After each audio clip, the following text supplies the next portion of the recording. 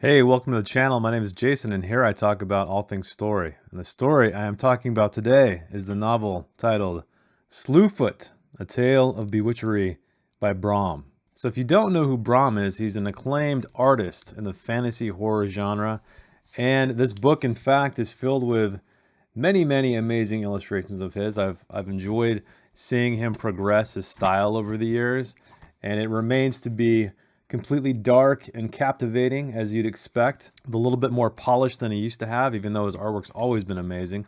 I first discovered him in around 1991 with the campaign setting Dark Sun, when I was first dipping my toe into the Dungeons & Dragons world. And it's almost a very Frazetta-ian style, if that's even a term.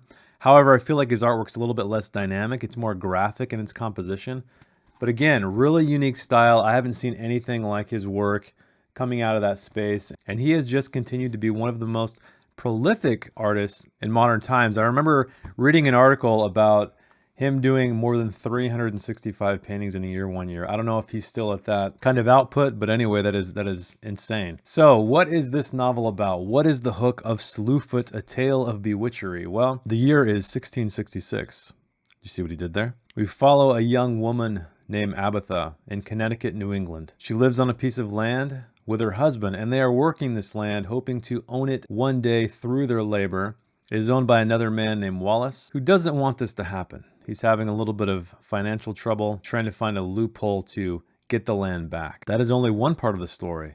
Another part of the story involves an ancient entity rising from the darkness, unsure of what he is and what his place in the world might be. It reminded me a lot of Mike Mignola's Hellboy, and if you don't know who Hellboy is, it's the same kind of premise where he's this demon brought into existence for the sole purpose of bringing on the apocalypse, and he gets transported to Earth as a child, found by humans, raised as a human boy, and so he's constantly at odds with doing the right thing and what he was actually created to do. This is also a tale of revenge. I won't get into spoilers of why revenge is sought, but it is sought by our protagonist, Abatha. So, are you intrigued? I was too. I actually read BROM's previous novel called Krampus the Yule Lord. Enjoyed that quite a bit. I love the take on folklore, mixing it with modern times, and he did the same thing there with Krampus and Santa Claus, battling it out in the modern day Appalachians. It was a good time, so needless to say, I was eager to read BROM's upcoming novel, Slewfoot. What did I think? Well, let us begin with character. And fortunately, the character work here is pretty slim. The interesting thing to note about it, though, is that all of the pieces are set up to create empathy with this character, at least the protagonist. But there are some strange choices made regarding some of the major players in the novel that kind of make that empathy never come to fruition. And so you're taken through this novel hoping to root for Abatha and her plight, but it just kind of flatlines for the most part. The same thing with the antagonist, a man named Wallace. He is a conniving little bastard, but I never felt like BROM was really digging the dagger deep and getting you to hate this person. And Slewfoot himself, the other major character in this, the demon, the god, the folklore creature, the wood spirit who doesn't know what he is, he causes plenty of harm. And he's essentially the third part of the triangle in this entire narrative. And unfortunately, he continues this quest to find out who he is through the entirety of the novel. And it kind of becomes this weird demonic moping. He forms relationships with some of the characters in the book, some good, some bad. And all in the background, chattering behind him, are the other forest spirits trying to convince him of his destiny and who he truly is. And as I said, these interactions are executed in somewhat of a strange way, and so I think that really lends itself to the lack of character development here. That and the fact that there's really no deep POV to the writing, but I'll talk about that a little bit later. So let's talk about the plot next, or the story, the narrative. Well, as I said, it's about a woman named Abatha who is trying to own this land, and she's at odds with Wallace, and he brings it up with the town justices and tries to sabotage her, essentially. And there's some other terrible things that happen, but I'm not going to spoil them for you here. And it turns into a very familiar tale, one that is very common in this era, and that is of witchcraft. And these women who are innocent or not innocent of practicing this craft are put on trial,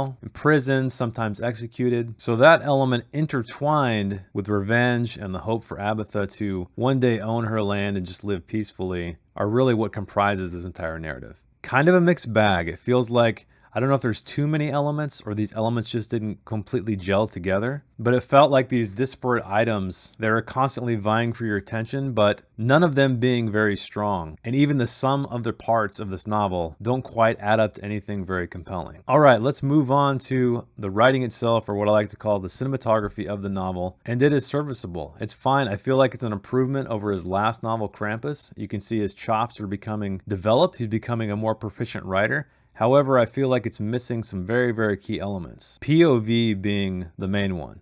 So I've never found myself confused while reading this. It was all perfectly communicated. The comprehension for myself was there, but I never got deep into the heads of these characters. And again, I think that is a failing that led to poor characterization as well. So as I said, we're clearly seeing everything that's happening. We're experiencing everything these characters are, but kind of from a distance. And because there is that distance, we never truly empathize, or at least I didn't truly empathize with any of them. So we're kind of left with a clearly written yet empty collection of prose, unfortunately. And another thing I'd like to talk about is interior thought, interior monologue, whatever you want to say, the direct thoughts of the character, exemplified with italics on the page. This novel had a ton of it, and I'm talking a ton of it. This is not just one line here, one line there. It is an entire paragraph. And if you've watched any of my videos, you'll know that that's a pretty big sticking point with me. It often feels unnatural. It feels like a manga. I always say that term because in those shows and movies, you understand all of the intentions of the character, much as Frank Herbert did in Dune. And it comes off as flat. And while I think you want to have a deep POV with a character, that's not the way to do it. To me, it comes off as lazy and cheap, and indirect thought is a better method in my opinion. So that is why I'm going to give Slewfoot